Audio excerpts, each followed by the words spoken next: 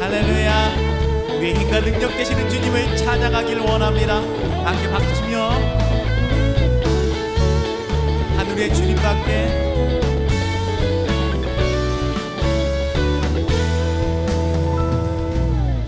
하늘 위의 주님밖에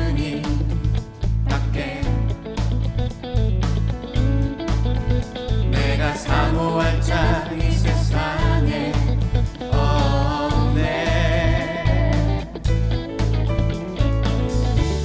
내 맘과 힘을 믿을 수 없네. 오직 한 가지 그 진리를 믿네. 주는 나의 힘이요, 주는 나의 힘이요, 주는 나의 힘이요. 영원히 주를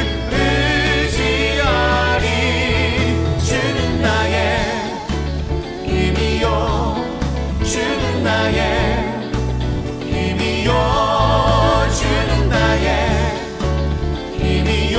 영원히 주를 의지하리. 영원히. 우리 다시 한번 찬양합니다. 하늘 위의 주님밖에, 하늘 위의 주님밖에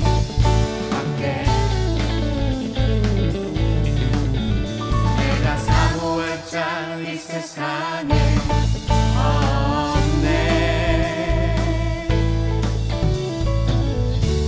내 맘과 힘을 믿을 수 없네. 오직 한 가지 그 진리를 믿네. 주는 나의 힘이요, 주는 나의 힘이요, 주는 나의 힘이요. 영원히 주를 의지하리. 주는 나의 힘이요, 주는 나의 힘이요, 주는 나의 힘이요. 영원히 주를 의지하리. 주는 나의 힘이요, 주는 나의 힘이요, 주는 나의 힘이요. 영원히 주를 의지하리. 주는 나의 힘이요, 주는 나의 힘이요, 주는 나의 힘이요. 영원히 주를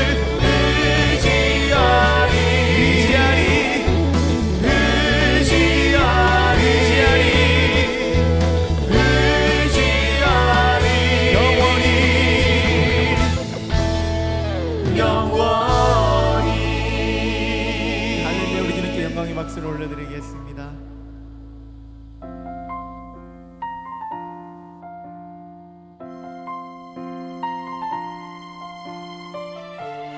아버지 사랑 내가 노래합니다.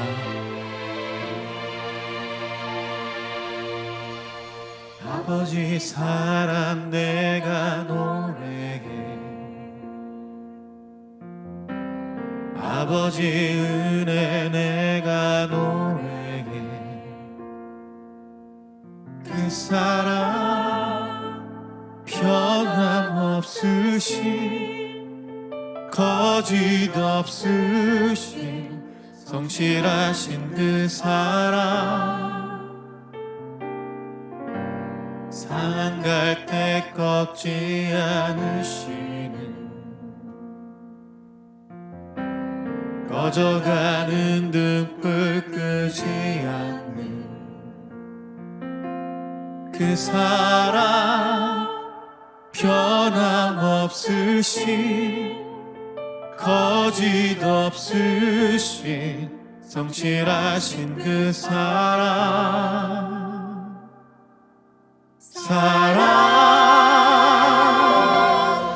그 사랑 날 위해 죽으신 날 위해 다시 사신 예수 그리스도 다시 오실 그 사랑 죽음도 생명도 천사도 하늘의 어떤 권세도 끊을 수 없는 영원한 그 사랑 예수. 다시 한번 찬양합니다. 아버지 사랑 내가 노래해 아버지 사랑 내가 노래해 아버지 은혜 내가 노래해 그 사랑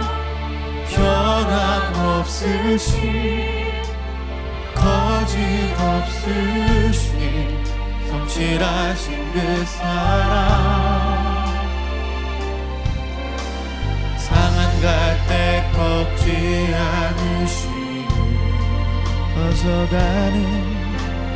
꺼져가는 등불 끄지 않는 그 사랑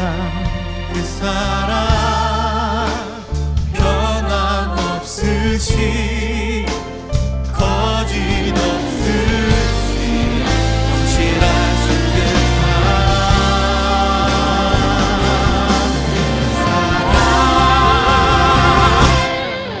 그 사랑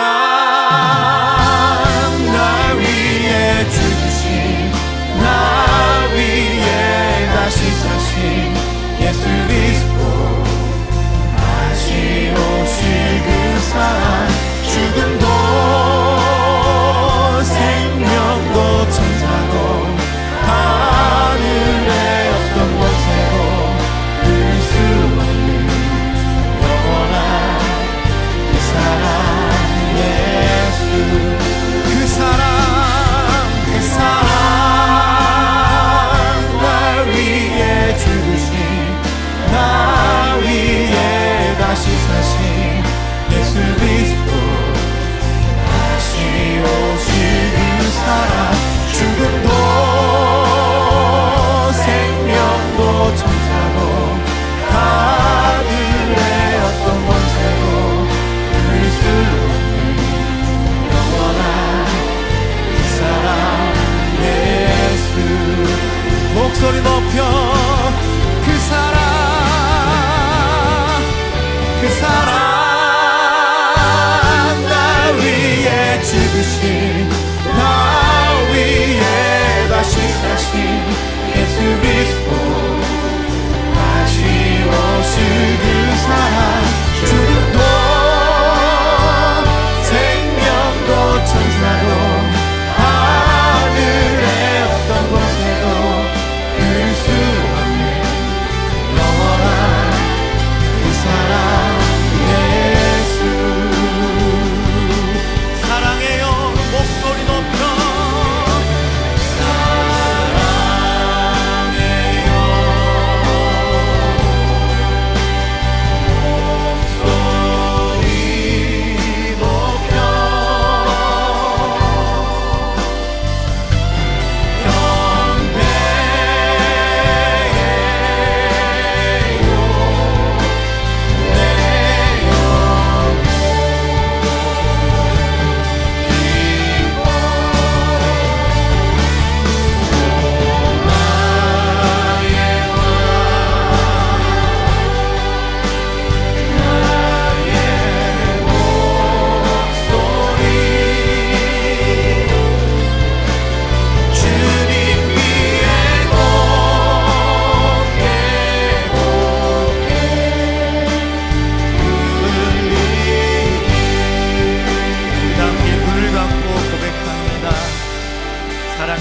목소리 높여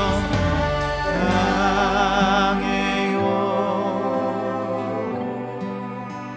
목소리 높여 경배해요. 경배해요.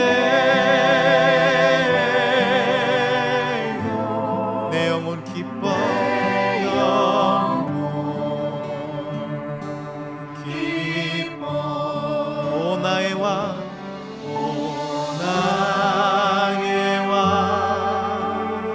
나의 목소리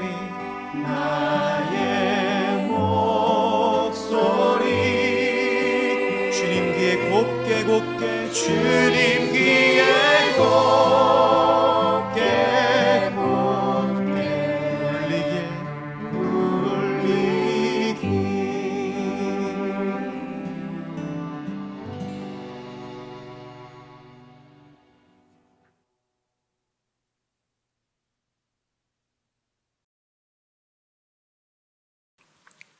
할렐루야. 이렇게 은혜로운 찬양을 우리가 함께 부를 수 있게 되어서 얼마나 감사한지 모르겠습니다. 안녕하십니까. 저는 AEU 미성대학교를 섬기고 있고 또 미카 디렉터로 사역하고 있는 이상훈 목사입니다.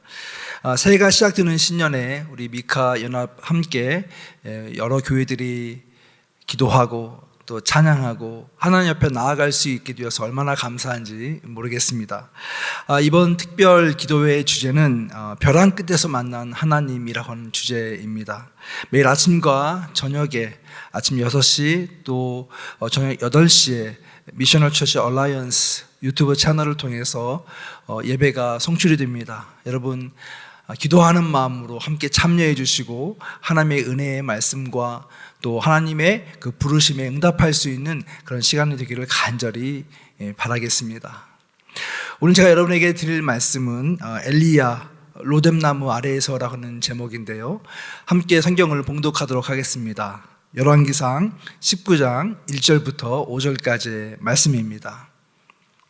아합이 엘리야가 행한 모든 일과 그가 어떻게 모든 선지자를 칼로 죽였는지를 이세벨에게 말하니 이세벨이 사신을 엘리야에게 보내어 이르되 내가 내일 이맘때에는 반드시 내 생명을 저 사람들 중 한 사람의 생명과 같게 하리라.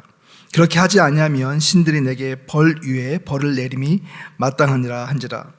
그가 이 형편을 보고 일어나 자기의 생명을 위해 도망하여 유다에 속한 브엘세바에 이르러 자기의 사환을 그곳에 머물게 하고 자기 자신은 광야로 들어가 하룻길쯤 가서 한 로뎀나무 아래에 앉아서 자기가 죽기를 원하여 이르되 여호와여 넉넉하오니 지금 내 생명을 거두시옵소서. 나는 내 조상들보다 낫지 못하나이다 하고 로뎀나무 아래에 누워 자더니 천사가 그를 어루만지며 그에게 이르되 일어나서 먹으라 하는지라. 아멘. 폴 트루니에가 쓴 인생의 사계절이라고 하는 책이 있습니다. 그 책에서 폴 트루니에는 이런 이야기를 합니다. 인간은 가을에도 봄날을 맞이할 수 있다. 인간의 삶을 봄, 여름, 가을, 겨울 사계절로 비유하면서 인간의 특징은 가을에도 봄을 경험할 수 있다, 이렇게 이야기를 해요. 과연 이것이 무엇을 의미하는 것일까 궁금한 생각이 들었습니다. 사실 우리 인간의 삶에 있어서 가을이라고 하는 시즌은 어쩌면 열정적이고 또 자기 삶의 모든 것을 쏟아붓는 그런 피크의 시간을 지나서 완숙미와 또 어떤 열매를 거두는 시간이라고 볼 수가 있습니다. 그렇지만 동시에 이 가을의 시즌은 그 다음에 이어질 겨울 시즌을 준비하는 시즌이고 인생에 있어서 겨울이라고 하는 것은 결국 삶의 마지막을 뜻하는 종착역과 같다고 말할 수 있을 것 같아요. 그런데 폴 트루니에는 인간의 인생의 특징은 바로 이 가을, 죽음을 앞두고 있는 가을날에도 새로운 삶을 살 수 있는 봄날을 꿈꾸고 봄날을 경험할 수 있다라고 이야기하는 것이죠. 그러면서 그는 그의 동료 한 교수님에 대해서 이야기를 합니다. 그 교수님은 평생을 불신자로 살아왔는데 80이 넘어서서 어떤 뜻하지 않은 계기에 의해서 예수님을 만나게 됩니다. 그리고 그 예수님으로 인하여서 새로운 삶을 살게 되면서 그의 입에서 계속해서 하는 고백이 있었습니다. 그 고백은 바로 뭐냐면 나는 어린아이입니다 라고 하는 고백이었어요. 나는 어린아이입니다. 왜냐하면 나의 삶 속에서 내가 예수님을 만나고 그분의 빛이 내 삶에 들어오면서 나는 이전과 다른 전혀 다른 존재가 되었고 다른 생명체로 살아가고 있기 때문에 나는 어린아이입니다 라고 이야기를 했다고 하는 것입니다. 사랑하는 성도 여러분, 무엇이 우리를 살게 하는 것일까요? 사실 많은 경우 우리가 젊었을 때에는 우리의 힘과 재능과 능력과 지혜와 어떤 우리의 스스로의 그 힘을 통해서 인생을 살아간다고 생각합니다. 그렇지만 인생의 연륜이 쌓여가고 경험이 쌓여가면서 우리가 자랑해왔던 이런 모든 것들이 정말 별것이 아니라고 하는 것을 우리는 또한 고백하게 됩니다. 우리가 젊은 시절에 아무리 많은 성공을 거두고 또 명예를 거뒀다 할지라도 또 큰 힘과 권력을 누렸다 할지라도 모든 사람들이 우리를 알아볼 수 있는 그런 어떤 높은 위치에 올라갔다 할지라도 인생이 이제 연륜이 쌓이고 늦가을이 되어지게 되면 나의 연약함과 부족함을 깨닫게 되고 결국 나는 아무것도 아니라고 하는 것을 고백하게 되면서 점점 더 깊은 인생의 고독과 또 외로움에 처하게 되는 것이 어쩌면 인생의 법칙이라고 하는 것입니다. 그런 의미에서 볼 때 인생을 제대로 산다고 하는 것, 인생을 올바르게 산다고 하는 것은 무엇일까요? 그것은 바로 우리의 생명을 창조하시고 이끌어주신 그 하나님을 만나는 것입니다. 하나님의 빛이 우리의 삶 가운데 오셔서 우리의 삶을 다시 조명하게 될 때 우리는 진정한 삶의 의미가 무엇이고 목적이 무엇인지를 발견하게 된다고 하는 것이죠. 오늘 우리는 이 본문을 통해서 인생의 봄과 겨울을 경험하고 또 성공과 실패를 경험하고 또 높은 어떤 성취 가운데서 아주 나락으로 떨어져 간 한 인물의 모습을 통해서 우리의 인생의 한 단면을 조명해 볼 수 있는 인물을 만나게 됩니다. 그 사람은 바로 엘리야라고 하는 인물인데요. 우리가 잘 아는 것처럼 엘리야는 너무나 유명한 사람이고 또 하나님께서 너무나 귀하게 사용하셨던 인물이죠. 예수님께서 그의 공생의 사역을 하실 때 그가 얼마나 많은 역할을 하고 또 능력을 베풀었던지 사람들은 예수님을 가리켜서 엘리야가 돌아왔다 이렇게 이야기하기도 했고요. 실제로 예수님께서 변화산상에서 거룩한 몸으로 바뀌게 되었을 때 모세와 더불어 예수님과 함께 대화를 나눴던 한 인물이 바로 이 엘리야라고 하는 인물이었습니다.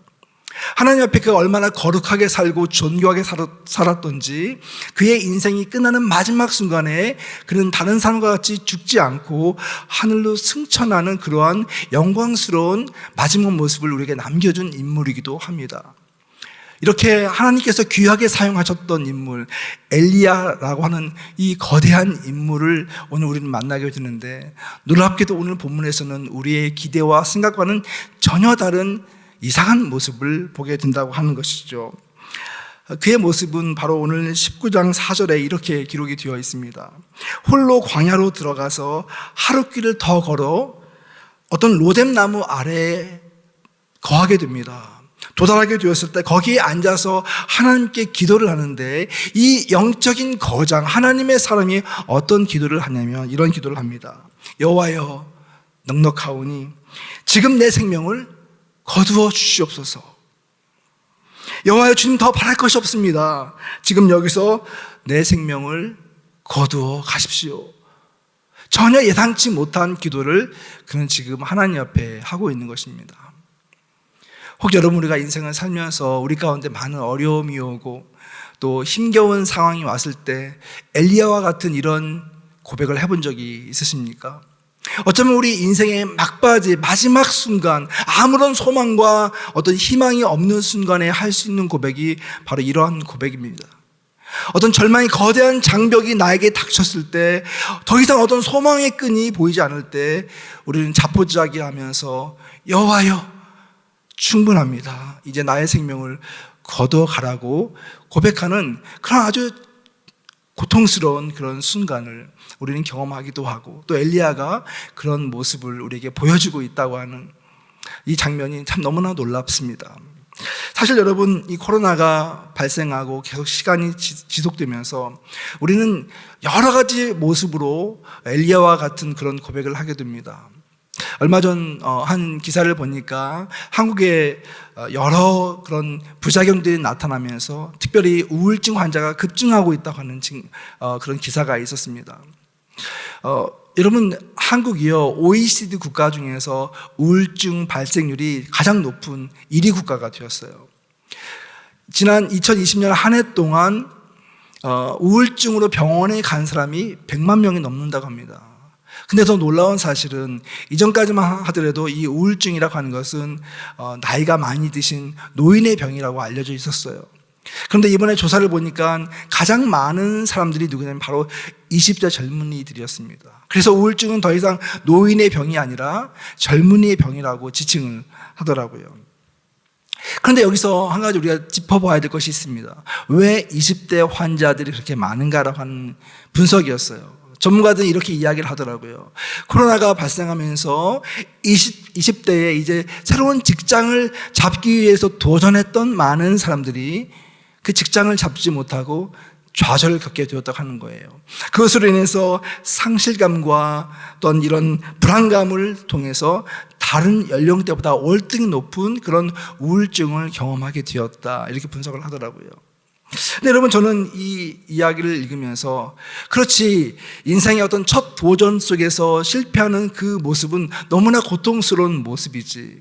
그러나 여러분, 인생을 조금씩 살아가면서 느끼는 것은 무엇이냐면 20대에 느끼는 이런 좌절도 굉장히 크고 힘겹겠지만 30대가 되고 40대가 되고 또 50대가 되고 60대가 이르면서 우리가 인생에서 겪게 되는 여러 가지 문제와 아픔들을 사실 20대 초반에 겪는 것과 어떻게 비교를 할 수가 있겠습니까?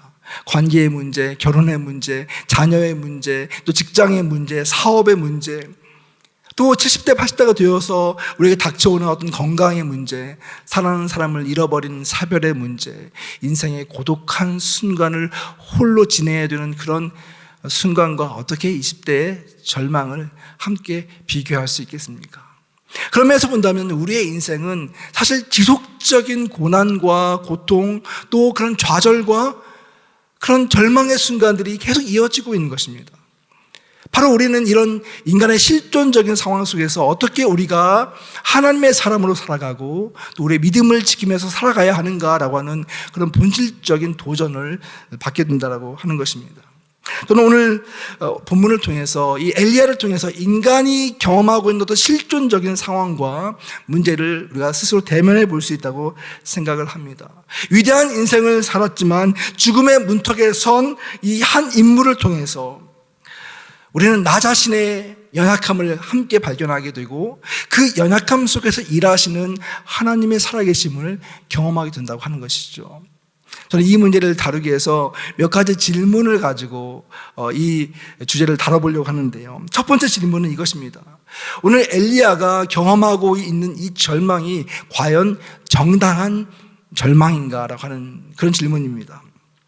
사실 여러분, 엘리야가 이렇게 도망자가 되고 또 그 속에서 깊은 절망을 느끼는 이유 중에 하나는, 그 원인자는 바로 이세벨이라고 하는 여인 때문에 그랬습니다.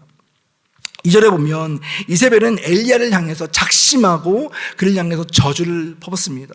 엘리야가 나의 선지자들을 죽였기 때문에 내일 이맘때까지 내가 너를 똑같이 죽여주겠다. 만약 내가 너를 죽이지 못한다면 나는 나의 신들에게 천벌을 받을 것이다. 아니, 그보다도 더 심한 것을 받을 준비가 되어 있다고 하면서 엘리야를 향한 저주와 또한 그런 경멸의 말, 그를 협박하는 말들을 보내는 것을 보게 됩니다.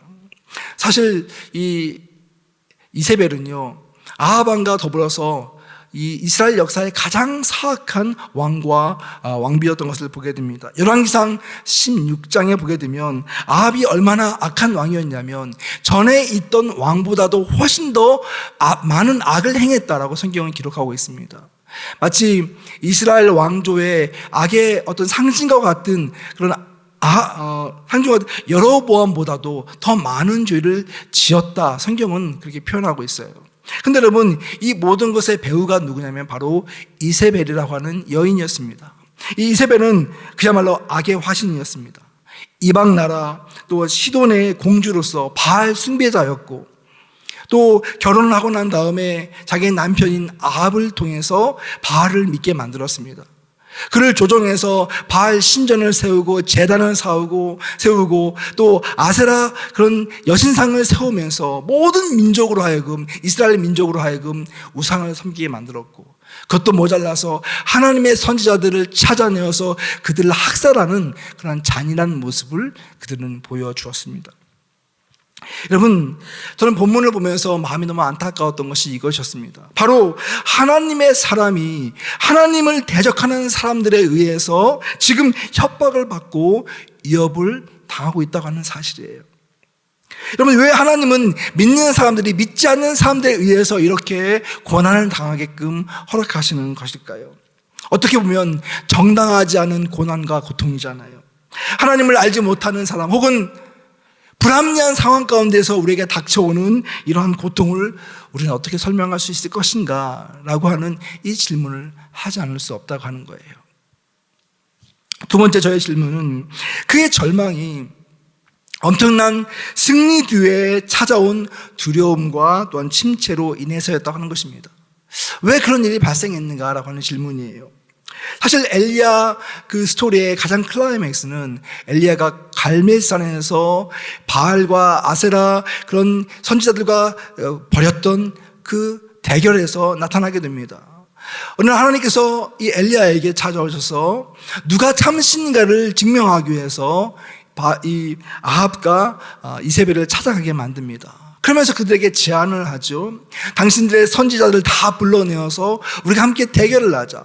단을 쌓고 그리고 재물을 그 위에 올려놓고 함께 기도하면서 응답하는 신이 참신이라고 하는 것을 함께 인정을 하는 그런 합의를 도출하게 됩니다. 그리고 마침내 이제 바알의 선지자 450명과 또 아세라의 400명의 선지자가 모인 그곳에서 이 엘리야가 단독으로 그들과 함께 상대를 하게 되죠. 성경은 거기서 아주 드라마틱하게 묘사를 하고 있습니다. 그 바알과 아세라의 선지자들이 그 아침서부터 제사를 드리고 기도를 하면서 엄청나게 뛰고 또 기도하면서 바알신이여 응답하셔서 이 제단에 불을 내려달라고 그렇게 기도를 하지만 그들의 신은 응답하지 않는 것입니다. 시간이 지나면서 그들은 칼과 창으로 자기의 몸을 자해하면서까지 그들의 신을 향해서 부르짖지만 결국 그들의 신은 가짜 신이기 때문에 응답하지 않는 모습을 성경은 묘사하고 있어요. 그때 엘리야가 등장을 합니다. 이스라엘 백성들로 하여금 12돌을 쌓아서 제단을 만들게 하고 거기에 나무를 쌓고 송아지 각을 떼어서 거기에 제물로 올려놓습니다. 그리고 많은 물을 가지고 그 제물과 제단 위에 물을 뿌리고 옆에 도랑을 만들어서 도랑 위에 물을 가득 채우게 되죠. 결국 인간의 힘으로 불을 붙일 수 없는 상황을 만들어 놓고 그는 하나님 앞에 기도하기 시작합니다. 여호와여, 이곳에 오셔서 당신이 참신임을 보여주십시오. 당신의 불을 내려주십시오라고 그가 기도할 때 놀랍게도 하나님께서 응답을 하시는 거예요. 하늘에서 엄청난 불이 내려와서 그 제물과 제단과 돌과 흙을 다 불살라버리고 또 도랑에 있던 모든 물들을 다 불살라버리는 위대한 모습을 하나님은 보여주십니다. 그것뿐이 아니죠. 3년 동안 그곳에 있었던 그 기근을 엘리야의 기도를 통해서 비가 내림으로 그치게 하시고 이스라엘 민족이 다시 생명을 얻게 하는, 진정 하나님이 누구인가, 참신이 누구인가를 많은 백성들 앞에서 온 세상 가운데서 증명하는 그런 장면을 엘리야는 연출을 합니다. 그러면서 바알의 선지자들을 다 죽이는 엄청난 승리를 거두게 되는 장면이 바로 이 사건 앞에 기록되어 있는 거예요. 근데 여러분, 여기서 한 가지 우리가 짚고 넘어가야 될 것이 있어요. 이 모든 사건의 그 원인, 어떻게 이런 일이 발생하게 되었는가라고 하는 것입니다. 그것은 바로 하나님 그분의 말씀에 엘리야가 순종하면서 이런 일이 발생했다고 하는 거예요. 17장 36절에 보니까 엘리야가 이런 고백을 합니다. 나는 주님의 종이며 내가 오직 주님의 말씀대로만 이 모든 일을 하고 있다는 것을 오늘 저들이 알게 하여 주시옵소서. 내가 하나님의 종이고 이 모든 것들을 주의 말씀대로 순종하면서 발생하는 것이라고 하는 것을 나뿐만 아니라 저들이 알게 하여 달라고 기도합니다. 그리고 18장 46절에 보니까 주님의 능력이 엘리야와 함께 하였기 때문에 이 모든 일이 발생했다라고 성경은 다시 한번 확증을 해줍니다. 바로 여기에 우리의 질문이 생긴다고 하는 것이에요. 여러분, 하나님의 뜻대로 순종하면서 행위에서 나타난 일이에요. 그래서 큰 성공을 거두었어요. 그런데 왜 그는 곧바로 이런 절망의 깊은 늪에 빠져야 했는가라고 하는 그 질문입니다. 하나님의 말씀에 순종해서 거둔 성공인데 왜 그 성공 뒤에 바로 이러한 절망의 깊은 늪에 빠져야만 했는가? 너무 아이러니한 그런 모습이 드러나잖아요. 사실 오늘 우리는 실패는 성공의 어머니다라고 하는 말처럼 실패 뒤에 어떤 성공을 거두고 있는 사람들의 스토리에 매우 익숙합니다. 또 그런 스토리를 우리는 원합니다. 근데 하나님께서는 오늘 이야기를 통해서 성공 뒤에 실패라고 하는 전혀 어색한 그런 모습을 우리에게 묘사해주고 있다고 하는 사실이죠. 저는 이 모순적인 상황을 보면서 깊이 묵상 가운데서 오늘 우리의 모습을 다시 한번 조명해 보게 되었습니다. 여러분, 도망자로서 로뎀나무 아래에서 죽기를 간청하고 있는 이 엘리야의 고백 속에는요, 사실 우리가 보지 못하고 있는 하나의 중요한 사실이 담겨져 있습니다. 그것은 바로 그가 그 긴 싸움을 해나가면서 얼마나 외롭고 힘들고 또 이런 고독한 그런 싸움을 해왔는가라고 하는 그 이야기가 담겨져 있다고 하는 이야기예요. 그는 하나님 앞에 이렇게 고백합니다. 19절, 10절 말씀에 하나님, 나만 남았습니다. 나만 홀로 남았습니다. 이스라엘 백성들은 하나님과 맺은 언약을 저버리고 하나님의 제단을 허물어뜨려 버렸고 또 하나님의 선지자들은 칼에 의해서 죽임을 당하는 일을 당하게 되었습니다. 하나님, 나만 남게 되었습니다. 그런데 저들이 하나 남은 나마저 죽이려고 합니다. 그가 겪고 있는 내면의 그 고통과 외로움과 고독이 여러분 일깨워지십니까? 얼마나 하나님의 일을 감당하면서 담대하게 그 일을 행하면서도 그의 내면 속에는 인간적으로 다가오는 그런 어려움과 어떤 질문과 그런 고독들이 얼마나 많이 있었겠어요. 저는 말씀을 묵상하면서 예수 그리스도의 모습을 생각해 보았습니다. 예수님께서 겟세마네 동산에서 기도하시는 장면을 우리는 잘 알고 있죠. 십자가를 지셔야 될 예수님께서 십자가를 앞두고 하나님 앞에 기도합니다. 근데 예수님이 하나님께 했던 기도는 어떤 기도입니까? 아버지여, 할 수만 있다면 이 잔을 내게서 옮겨주십시오. 할 수만 있다면 이 잔을 나에게서 옮겨주십시오. 예수님의 인간적인 갈등과 고민과 또 외로움과 고독과 또 두려움들을 우리는 느낄 수가 있는 거예요. 사랑하는 성도 여러분, 우리가 예수를 믿는 그리스도인이기 때문에 이런 어떤 절망과 고난과 문제들이 우리를 회피해가는 것이 아니에요. 사실은 우리가 예수를 믿기 때문에 예수로 인하여서 우리에게 다가오는 고민과 또한 많은 도전과 많은 아픔과 많은 절망이 우리 가운데 있다고 하는 것을 우리는 믿음의 눈으로 바라볼 수 있어야 된다고 생각합니다. 오늘날 한국교회가 잃어버리는 것이 있다면 바로 저는 이것이라고 생각을 합니다. 예수님께서 우리에게 말씀하셨던 복음은 십자가의 복음입니다. 예수님이 우리에게 말씀하셨던 그분을 따르는 길은 십자가를 지고 그분을 따라가는 길이에요. 예수님 말씀하신 것처럼 누구든지 나를 따라오려거든 자기를 부인하고 자기 십자가를 지고 나를 쫓아오라고 말씀하셨는데 언제부턴가 우리는 예수님의 십자가 대신 예수님의 영광만을 추구하고 있는 그러한 모습으로 변질되어 있는 한국교회의 모습을 또 우리 자신의 신앙의 모습을 보게 된다고 하는 거죠. 얼마 전에 남미에서 선교하고 있는 한 선교사님을 2년 만에 만났습니다. 2년 사이에 많은 일들이 있었겠죠. 모든 길이 막히고 선교의 길이 막히고, 근데 이분이 아주 놀라운 이야기를 하시는 거예요. 남미 사람들을 훈련해서 선교사로 보내는 일을 하고 있는데 그 와중 가운데서도 팬데믹 가운데서도 선교지에 나아간 사람들이 여러 명 있었다고 하는 거예요. 근데 그들은 그 선교의 문이 열리기만 기다리다가 그 나라의 문이 열렸을 때 그 선교지에 가게 되었는데요. 너무나 놀라운 사실은 정말로 척박하고 너무나 위험하고 아무도 가고 싶어 하지 않는 그러한 나라로 그들이 갔다고 하는 거예요. 선교사님이 물어봤다고 합니다. 왜 이 나라를 꼭 가려고 하냐고. 그랬더니 이분들이 한 말이 이것이었습니다. 위험하지만 예수 그리스도께서 우리에게 가르쳐주신 복음이 바로 그것 아닙니까? 저는 예수님을 위해서 죽으면 죽을 것입니다. 이런 고백을 하면서 가는 선교사님들을 보면서 참 많은 생각을 하셨다는 거예요. 그러면서 저에게 이런 이야기를 하시더라고요. 목사님, 한국 교회가 잃어버린 영성이 있다면 바로 이런 순교의 영성, 십자가의 영성이 아닐까요? 사랑하는 성도 여러분, 우리는 예수 그리스도를 따르면서 때로는 우리의 상식과 우리의 생각을 벗어나는 헌신과 또한 희생을 감내해야 될 때가 있습니다. 예수님 말씀하신 것처럼 누구든지 제 목숨을 구원코자 하면 잃을 것이요 누구든지 나를 위하여 제 목숨을 잃으면 찾으리라. 여러분, 진정한 복음의 핵심이 어디에 있는가를 우리는 다시 한번 생각해 보아야 돼요. 예수를 믿는다고 하는 것은 단지 내가 지적으로 예수님을 동의하는 것이 끝이 아닙니다. 예수를 믿는다고 하는 것은 예수님이 가신 그 길을 따라가는 거예요. 예수님이 주신 그 십자가를 지고 함께 가는 거예요. 예수님이 당했던 여러 고난을 우리도 함께 나누어지는 것이 바로 예수를 따르는 길이라고 하는 것을 주님은 우리에게 계속해서 강조해 주고 계셨던 것입니다.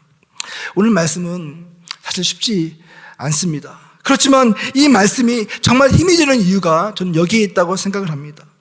여러분, 하나님의 일을 하다가 넘어지고 쓰러지고 지치고 절망하는 순간이 있습니다.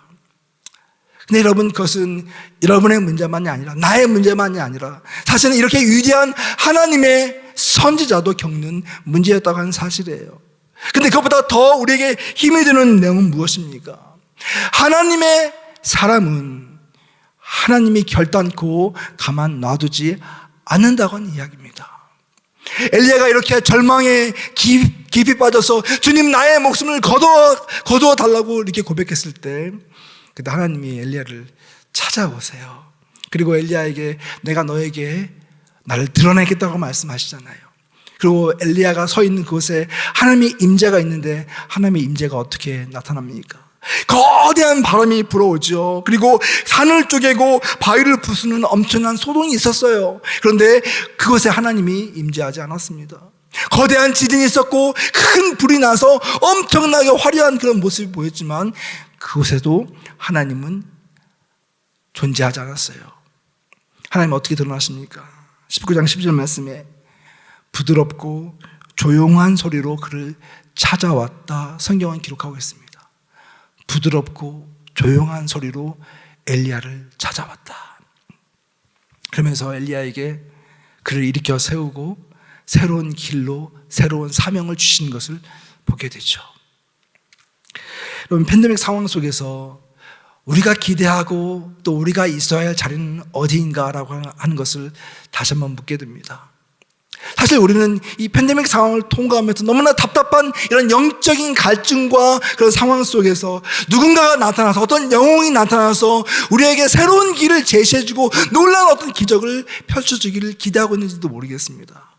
엄청난 가시적인 어떤 기적 같은 일들, 하나님의 어떤 임재가 나타나서 세상을 뒤흔들면서 사람들이 깜짝 놀라게 할 그런 일들을 우리는 기대하고 있는지 모르겠어요. 그런데 하나님 그곳에 계시지 않습니다. 하나님은 오늘 말씀처럼 부드럽고 조용한 소리로 우리에게 다가오신 분입니다. 우리가 있어야 할 자리는 바로 그 자리입니다. 하나님 앞에 단독자로 서서 하나님의 음성을 들을 수 있는 그런 준비를 하는 것.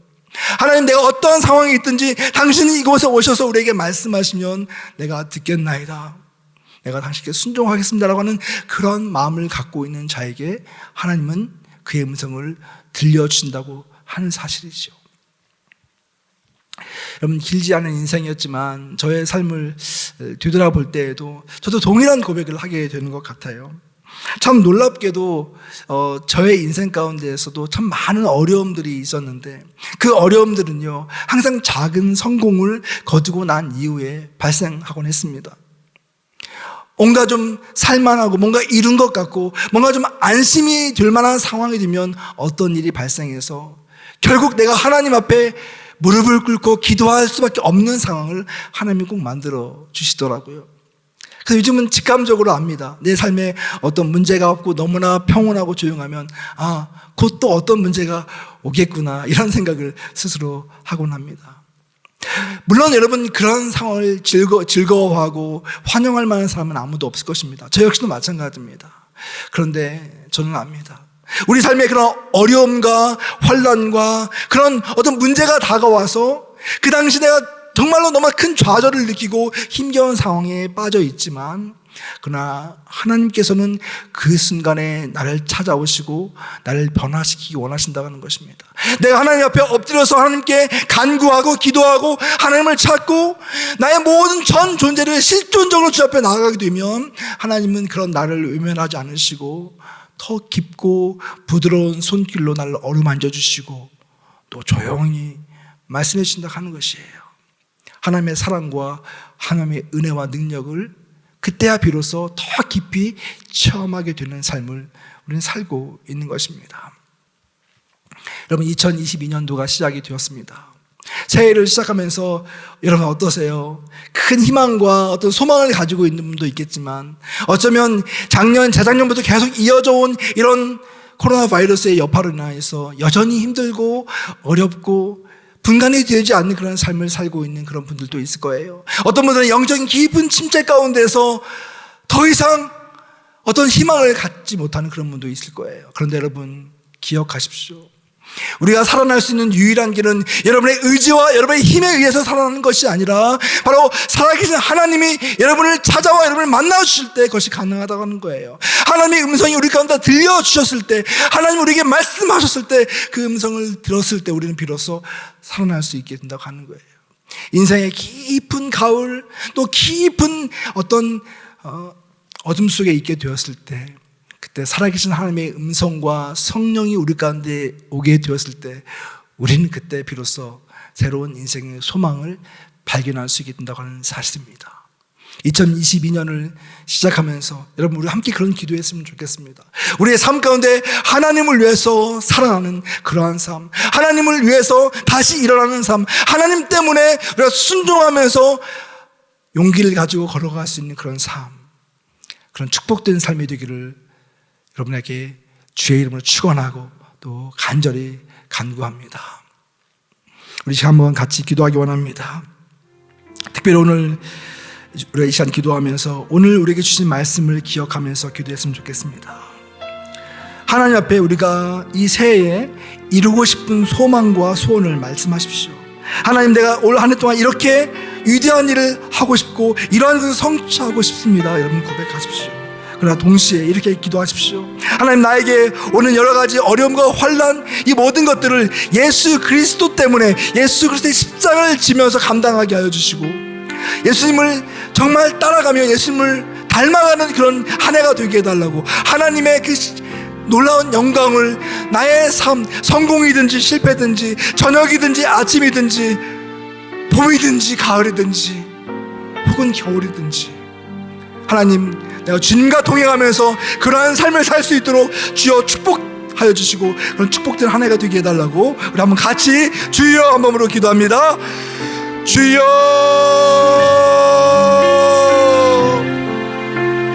참 좋으신 아버지 하나님 감사합니다. 오늘 세월의 주님 앞에 아버지 엘리야를 통해서 우리 삶 가운데 오늘 이런 실존적인 그런 도전과 또한 문제를 바라보게 하시니 주님 감사합니다. 하나님 그 위대한 선지자 엘리야도 아버지 성공되어 실패를 경험하고 또 아버지 그 깊은 절망 가운데서 절규하는 모습을 보았습니다.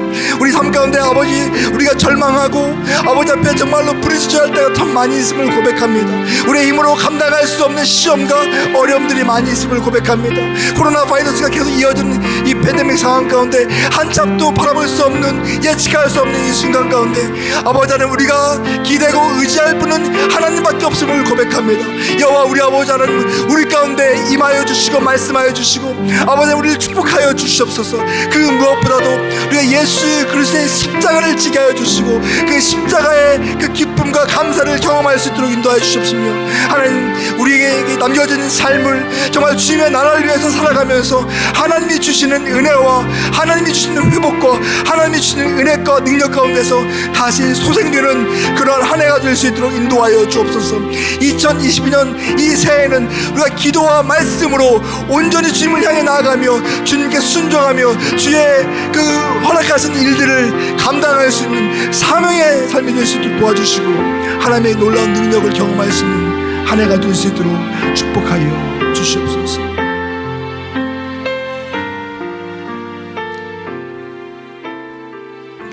참 좋으신 아버지 하나님 감사합니다.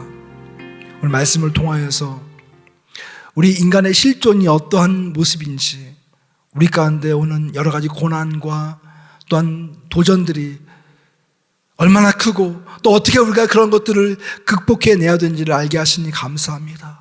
주님, 무엇보다도 우리가 예수님의 십자가를 바라볼 수 있도록 인도하여 주시옵소서. 주님이 주셨던 그 십자가를 나도 지게 하여 주시고, 그러나 그것이 우리의 어떤 의무나 어떤 일이 아니라 하나님의 임재를 통해서 넉넉히 질 수 있는 십자가가 될 수 있도록 도와주시고, 또 그 안에서 하나님을 깊이 만날 수 있는 하나님의 임재를 늘 경험할 수 있는 우리가 될 수 있도록 역사하시고 인도하여 주시옵소서. 2022년이 주님과 동행할 수 있는, 가장 깊이 주님을 만날 수 있는 한 해가 될 수 있도록 오늘 예배를 드리고 있는 모든 성도들 위해 지금 함께 하시고 축복하여 주시옵소서. 감사합니다. 예수님의 이름으로 기도하였습니다. 아멘. 이어서 우리 각자 개인 기도를 하는 시간을 갖도록 하겠습니다.